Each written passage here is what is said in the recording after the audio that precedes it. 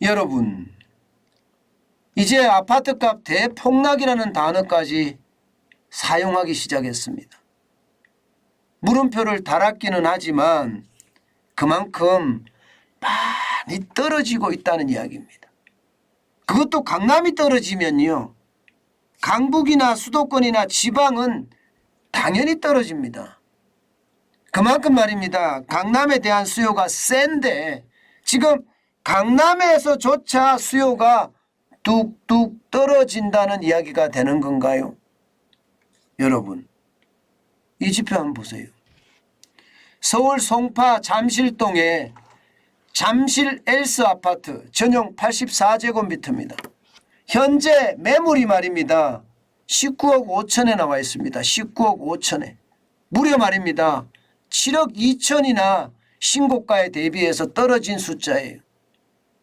지금 보시는 것처럼 2023년 3월에 잠실 엘스 아파트 전용 84제곱미터가 26억 7천만 원이었거든요. 거기에 비하면 7억 2천만 원이 떨어졌습니다. 최근에 7월 18일 날 거래가 된 게 있습니다.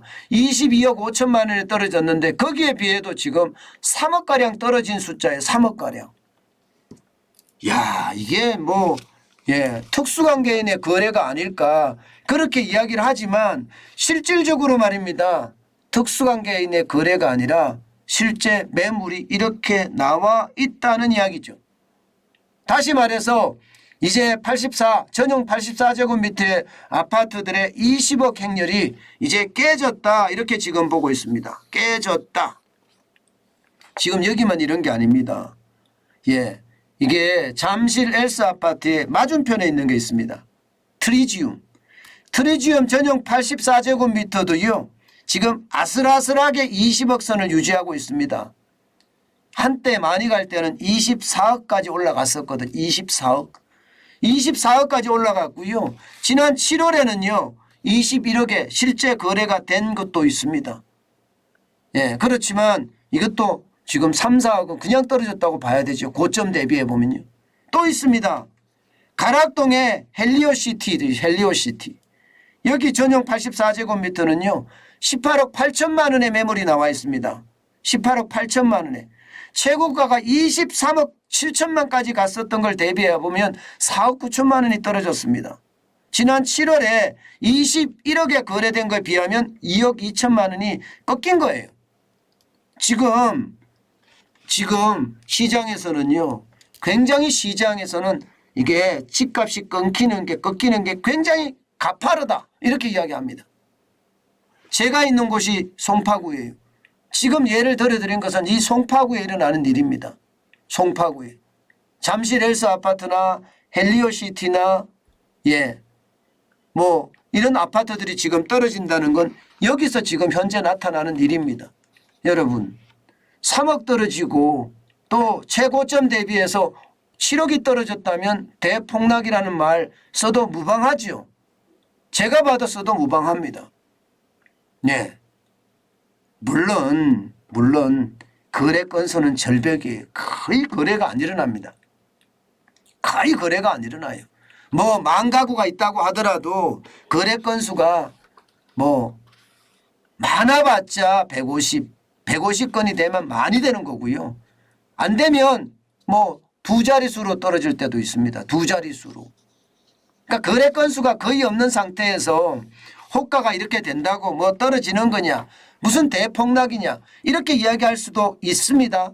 그러나 지금 제가 보여드리는 이 사실은 현실입니다. 현실입니다. 생각했던 것보다가 시간은 굉장히 빨리 떨어지고요. 심리적 마지노선인 20억이 깨지니까요. 지금 더 빨리 떨어지지 않겠느냐 이런 이야기도 나오거든요. 이런 이야기도. 실제 말입니다. 서울 전체의 거래 건수는 7월이 639건이에요. 그죠? 639건이면 서울에만 아파트가 진짜 많은데 639건이니 말도 안 되겠죠. 게다가 송파구 같은 경우는요. 송파구 전체의 거래 건수가 제가 두 자리라고 말씀드렸는데 38건에 불과합니다. 38건. 거래수가 워낙 적으니까 이게 유의적이다 이렇게 이야기할 수는 없습니다. 제가 대폭락이라고 달았지만 대폭락이 대세다 이렇게 이야기할 수는 없다는 뜻이에요. 그러나 이런 게 자주 일어나면 대세가 될 수도 있습니다. 제가 7월 18일 거를 말씀을 드릴 때 3억 떨어졌다고 많이 떨어졌다고 했는데 지금 매물이 19억 5천이 나왔다는 자체는요. 여러분 굉장히 빠르게 지금 떨어지고 있다는 이야기가 됩니다. 여러분 실제로 보면요. 서울 아파트 매매 가격 변동률 제가 지난번에도 말씀드렸지만 8월 5주차에 0.13까지 10년 만에 최대폭으로 떨어진다고 하잖아요. 10년 만에. 10년 만이 아닌가요? 서울은 10년 만이 아니네요. 서울은 3년 4개월 만이네요. 수도권이 10년 만에 많이 떨어졌죠. 0.14까지 빠졌으니까요.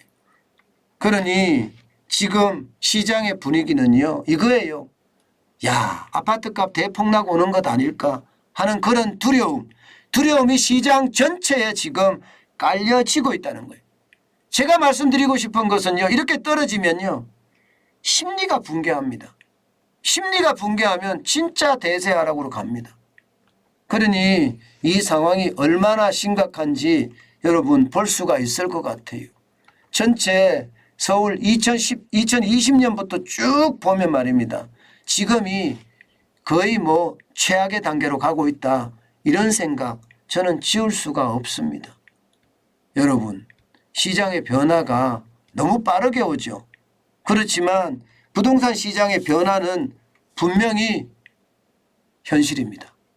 이게 뭐 제가 일부러 만들어낸 것도 아니고요.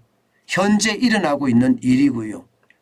물론 전체 대세라고 할 수는 없지만 실제로 집값이 뚝뚝 떨어지는 거. 제가 송도 아파트가 반값 됐다는 말씀을 드렸는데 지금 서울도 무섭게 떨어지는 것이 공포감을 굉장히 가져오는 것도 사실이다. 이렇게 말씀드릴 수 있을 것 같습니다. 여러분 시장은 공포감이 서렸을 때 나서야 된다고 이야기합니다. 무슨 말이냐. 이럴 때 내가 집이 없어요. 무주택자예요. 그러면 발품도 팔고 손품도 팔면서 이럴 기회에 좋은 집을 사보는 것도 저는 방법이라고 생각합니다. 집이 있는데 또 하나 더 산다. 이거에 대해서는 제가 확실하게 답하지 못하지만 지금처럼 말입니다. 상황이 이럴 때는요. 절대 나오지 않을 매물들도 나올 수 있거든요. 예를 들어서 역세권의 대단지의 로얄 동에 로얄층 이게 잘 안 나옵니다. 일반적으로 잘 안 나옵니다. 위기 때나 나오는 물량이거든요. 평시 때는 나온다 하더라도 가격이 비싸서 못 사고요. 그런데 위기 때는 굉장히 싸게 나올 수도 있거든요. 이럴 때 내 집 마련을 위한 기회 저는 여러분들에게 그렇게 말씀드리고 싶어요. 시장은 독하게 쳐다봐야 됩니다. 발품 손품 팔고요. 그러면서 시장을 더 노려보는 것 지금 이 시점에서 이제 필요한 시점이라고 생각을 합니다. 뭐 많은 사람들이 3년 집값이 떨어지네, 5년 집값이 떨어지네, 심지어는 10년 동안 집값이 떨어지네 이렇게 이야기하시는 분들 굉장히 많거든요. 저는 무주택자라면요. 내가 필요하잖아요. 내가 필요하잖아요. 그러면 지켜보면서 조금 비싸게 사는 것도 저는 나쁘지 않다고 생각해요. 그 스트레스 받아서 사는 것보다가 조금 비싸더라도 지금부터 준비를 해서 내가 적당하다고 판단될 때 탁 물어버려야 된다는 이야기죠. 저는 그렇게 생각합니다.